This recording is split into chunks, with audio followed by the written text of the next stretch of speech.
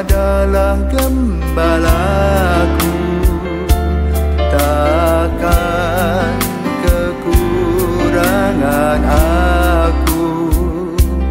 Ia membaringkan aku di padang berumput hijau. Saudara-saudara yang terkasih di dalam Kristus, selamat pagi. Salam jumpa lagi dalam Sabda Siap Saji. Minggu 3 Desember 2023, hari Minggu Advent pertama. Marilah kita berdoa dalam nama Bapa dan Putra dan Roh Kudus. Amin. Allah yang Maha Pengasih, Engkau tampaknya begitu jauh, tetapi sebenarnya Engkau selalu dekat dengan kami. Kami mohon bukalah hati kami agar dapat mengenal kehadiran-Mu dalam diri Yesus Kristus Putra-Mu, sehingga kami selalu siap sedia menyambutnya. Sebab Dialah Putra-Mu Tuhan kami, yang bersama Engkau dan Roh Kudus hidup dan berkuasa Allah sepanjang segala masa. Amin. Tuhan bersamamu dan bersama rohmu. Injil Yesus Kristus menurut Markus, dimuliakanlah Tuhan. Markus bab 13 ayat 33 sampai dengan 37. Sekali peristiwa Yesus bersabda kepada murid-muridnya, "Hati-hatilah dan berjaga-jagalah, sebab kamu tidak tahu bila mana waktunya tiba." Ibaratnya seperti seorang yang bepergian, yang meninggalkan rumahnya dan menyerahkan tanggung jawab kepada hamba-hambanya masing-masing sesuai dengan tugasnya dan memerintahkan supaya penunggu pintu berjaga-jaga. Karena itu berjaga-jagalah, sebab kamu tidak tahu bila mana tuan rumah itu pulang, menjelang malam atau tengah malam atau larut malam atau pagi-pagi buta. Hal ini kukatakan supaya kalau ia tiba-tiba datang, jangan sampai kamu didapatinya sedang tidur. Apa yang kukatakan kepada kamu, kukatakan kepada semua orang, berjaga-jagalah. Demikianlah sabda Tuhan. Terpujilah Kristus. Selamat pagi Romo. Selamat pagi Manise. Saya ingin bertanya, bagaimana cara kita sebagai umat Katolik bisa berjaga-jaga?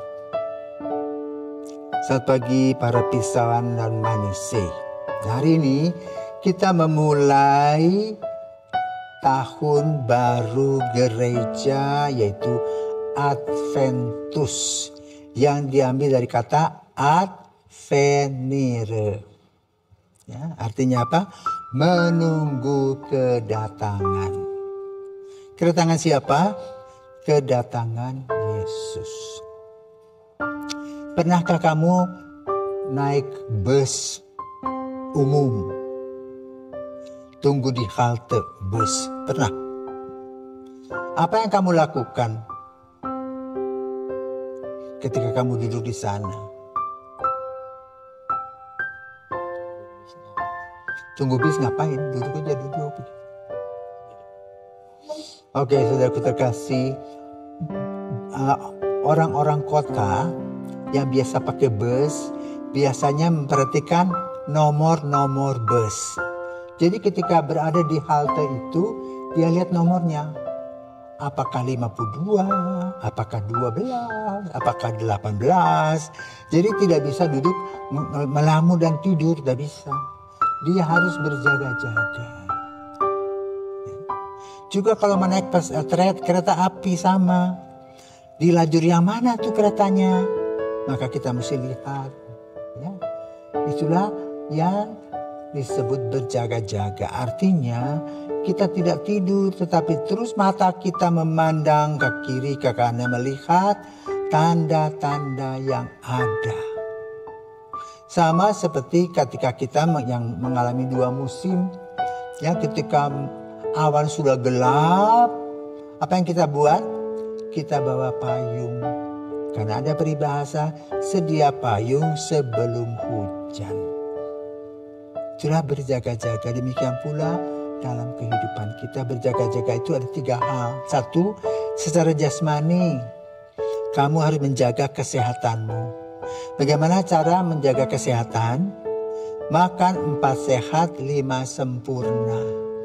tahu vitamin C, vitamin B, vitamin D, protein, kalium, kalsium, magnesium, dan sebagainya. Dan juga kamu menghirup oksigen. Secara fisik kamu juga harus berjalan, berolahraga, ya. Mandi, ya. Mencuci pakaian, bergerak, dan sebagainya. Itu secara jasmani. Juga kamu mempunyai rumah, tempat tinggal di mana kamu tinggal dan tidur. Ya. Makan yang cukup, tidur yang cukup. Maka kamu akan sehat secara jasmani. Kedua, berjaga secara psikologis. Ya. Kalau kita masih kecil, tidak usah pikiran orang tua. Pikirlah sebagai seorang anak yang belajar, mempersiapkan ujian dengan baik, tahu etiket, tahu sopan santun, tahu berterima kasih kepada orang tua yang membesarkan kita atau guru-guru yang mengajarnya. Secara psikologis kita harus tahu bahwa kita harus sehat jiwa kita. Ya. Maka ada sebuah peribahasa mens sana in corpore sano. Di dalam jiwa yang sehat terdapat juga badan yang sehat. Itu yang kedua. Yang ketiga, jaga rohani. Pertama, percaya kepada Tuhan, takut akan Tuhan. Kemudian belajar berdoa, mengikuti ekaristi dengan baik. Itulah kata orang tua-tua tentang 3 trio jaga. Jaga siang, jaga malam, jaga pagi. Itu ya, jaga fisik, jaga psikologis, dan jaga rohani. Nah, kita sekarang memasuki masa Advent tahun B. Ya, tahun B, berarti tahun genap. Ya, maka bacaan-bacaan, khususnya bacaan pada misa harian itu kita membaca yang kedua, ya. Tuh. Nah, itu secara liturgis. Lalu bagaimana sikap kita dan apa yang disiapkan oleh gereja sebagai tanda kita memasuki masa Advent? Maka kita mempunyai apa yang disebut dengan lingkaran Advent yang terdiri dari 3 lilin ungu dan 1 warna merah muda atau pink.